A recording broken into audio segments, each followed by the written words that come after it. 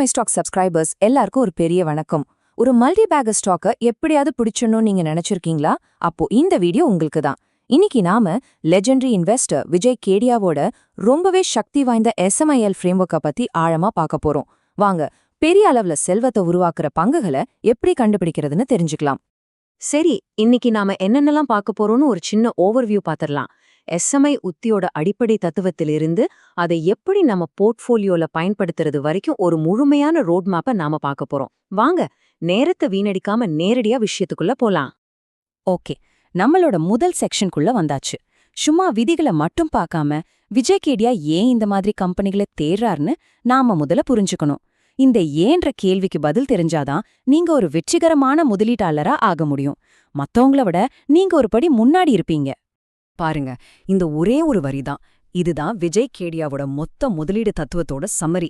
திறமையான மேனேஜ்மெண்ட், பெரிய லட்சியம், அப்புறம் பரந்து விரிஞ்ச மார்க்கெட், இந்த மூணும் ஒரு சின்ன கம்பெனில ஒன்னு சேரும்போது அங்கதான் ஒரு மல்டி பேக்க உருவாகுது. இப்போ இத ஒன்னொன்னா பிரிச்சு மேலாம் வாங்க. அந்த பிலசாஃபியை ரொம்ப சிம்பிளா ஈஸியா ஞாபகம் வச்சுக்கிற மாதிரி ஒரு ஃப்ரேம்வொர்க்கா மாத்துறது தான் இந்த SMIA. இந்த 4 எழுத்துகள் தான் நாம ஒரு கம்பெனில தேட வேண்டிய 4 முக்கியமான தூண்கள். வாங்க, ஒவ்வொன்றா பார்க்கலாம். முதல்ல எஸ், அதாவது சைஸ்ல சின்னதா இருக்கணும். யோசிச்சு பாருங்க, ஒரு சின்ன செடி தான் ஒரு பெரிய ஆலமரமா வளர முடியும். அதுக்கு நிறைய இடம் இருக்கும். அதே மாதிரி தான் சின்ன கம்பெனிகளுக்கு வளர்றதுக்கான வாய்ப்பு, அதாவது growth ரன்வே ரொம்பவே அதிகமா இருக்கும். இங்க தான் கூட்டு வளர்ச்சியோட மேஜிக் வேலை செய்யும். ரெண்டாவது எம், அதாவது மீடியம் இன் எக்ஸ்பீரியன்ஸ். இது ரொம்ப இன்ட்ரெஸ்டிங்கான பாயிண்ட். மேனேஜ்மெண்ட்டுக்கு போதுமான அனுபவம் இருக்கணும். அப்போதான் தப்பு பண்ணாம பிசினஸை நடத்த முடியும். ஆனா அதே சமயம் ரொம்ப செட்டில் ஆயிடாம இன்னும் வளரணுங்கிற ஒரு பசியோட இருக்கணும். இது ஒரு பெர்ஃபெக்ட் பேலன்ஸ். மூணாவது ஐ, அதாவது லட்சியத்துல பெருசா இருக்கணும். சும்மா இன்னைக்கு பிசினஸை ஓட்டினா போதும்னு நினைக்கிற கம்பெனி இல்ல. அடுத்த 5 வருஷத்துல 10 வருஷத்துல நம்ம இண்டஸ்ட்ரியில நாம தான் ராஜாவா இருக்கணும்னு நினைக்கிற ஒரு வெறி இருக்கணும். அந்த மாதிரி கம்பெனிகளை தான் நம்ம தேடணும். கடைசியா எல் மற்றும் இ. ஒரு பெரிய திமிங்கலும் சின்ன குளத்துல நீந்த முடியுமா? முடியாதுல்ல. அதே கதை தான்.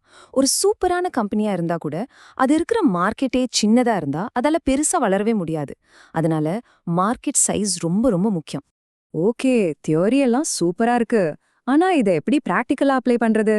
அதுக்கு தானே இங்க வந்திருக்கோம். வாங்க, அதுக்கான ஒரு சிம்பிளான 8 ஸ்டெப் கைடை இப்ப பார்க்கலாம். முதல் 4 ஸ்டெப்பும் நம்மளோட ஹோம்வொர்க் மாதிரி. முதல்ல எங்க தேடணும்னு முடிவு பண்ணணும், அதாவது ஸ்மால் மிட் கேப் பங்குகள்ல. அப்புறம் அந்த கம்பெனியோட மேனேஜ்மெண்ட் எப்படி, அவங்க நேர்மையானவங்களான்னு பார்க்கணும். மூணாவதா அவங்க எதிர்கால திட்டங்கள் என்னன்னு படிக்கணும். கடைசியா அவங்க பிசினஸ் பண்ற மார்க்கெட் நிஜமாவே பெருசான்னு செக் பண்ணணும். இந்த அடித்தளம் ஸ்ட்ராங்கா இருந்தாதான் அடுத்த ஸ்டெப்க்கு போக முடியும். அடுத்த 4 ஸ்டெப்பும் நம்மளோட மனநிலையே சோதிக்கிற மாதிரி. நல்ல கம்பெனியை கண்டுபிடிச்சதும் உடனே வாங்காம பிசினஸ் குவாலிட்டியை கன்ஃபார்ம் பண்ணணும். ROC, கடன் இதெல்லாம் பார்க்கணும். அப்புறம் வெறும் நியூஸை நம்பாம உங்களுக்கு முழு நம்பிக்கை வந்த பிறகுதான் வாங்கணும். வாங்கிட்டு பொறுமையா வருஷ கணக்குல ஹோல்ட் பண்ணணும். முக்கியமா சும்மா கண்ணை மூடிட்டு ஹோல்ட் பண்ணாம அப்பப்போ நம்மளோட முதலீட்டு முடிவை ரிவ்யூ பண்ணணும். இதுதான் நிஜமான சேலஞ்ச். சரி, இவ்ளோ நேரம் தியோரி பார்த்தாச்சு. இப்போ இந்த ஸ்மைல் ஃப்ரேம்வொர்க்கை வச்சு நிஜமான உலகத்துல சில கம்பெனிகள் எப்படி இருக்குன்னு ஒரு எக்ஸாம்பிள் பார்க்கலாமா? இது உங்க ரிசர்ச்க்கு ஒரு நல்ல ஸ்டார்டிங் பாயிண்டா இருக்கும். ரொம்ப ரொம்ப முக்கியமான ஒரு விஷயம். இப்ப காட்ட போறது ஒரு ரெக்கமெண்டேஷன் லிஸ்ட் கிடையாது. இது வெறும் ஒரு ரீசர்ச் லிஸ்ட் தான். இந்த ஸ்மைல் கான்செப்டை விளக்குறதுக்காக சில உதாரணங்கள் காட்டுறோம், அவ்வளோதான். இத ஒரு ஸ்டார்டிங் பாயிண்டா வச்சுக்கிட்டு உங்களோட சொந்த ரீசர்ச்சை நீங்க தான் பண்ணணும், ஓகேவா?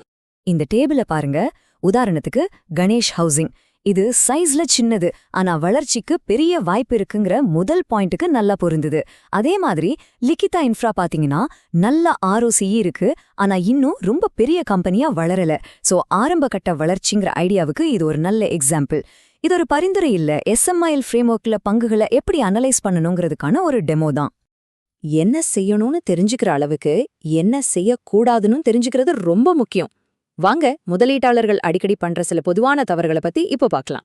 சிம்பிளா சொல்லணும்னா, வெறும் கதையை நம்பி காசு போடாதீங்க, நம்பர்ஸ பாருங்க. மார்க்கெட் டெய்லி ஏறி இறங்குறத பார்த்து பயந்துடாதீங்க. அது பிசினஸ் ஃபெயிலியர் கிடையாது. இது ஒரு நீண்ட கால முதலீடு. உடனடி லாபம் எதிர்பார்க்காதீங்க. கடைசியா ஷேர் விலைய மட்டும் பார்க்காம அந்த கம்பெனியை நடத்துற மேனேஜ்மெண்ட் எப்படிப்பட்டவங்கன்னு பாருங்க. இந்த தப்பெல்லாம் தவிர்த்தாலே நீங்க ஒரு நல்ல முதலீட்டாளரா மாறிடுவீங்க. ஓகே, நம்ம இந்த விளக்கத்தோட கடைசி கட்டத்துக்கு வந்துட்டோம். இதுவரைக்கும் நம்ம கத்துக்கிட்ட முக்கியமான விஷயங்கள ஒரு தடவை சட்டுன்னு ரீகேப் பண்ணிடலாம். நல்ல ஞாபகம் வச்சுக்கோங்க, ஸ்மைலுங்கிறது ஒரு மேஜிக் ஃபார்முலா கிடையாது. இது ஒரு பவர்ஃபுல்லான ஃபில்டர்.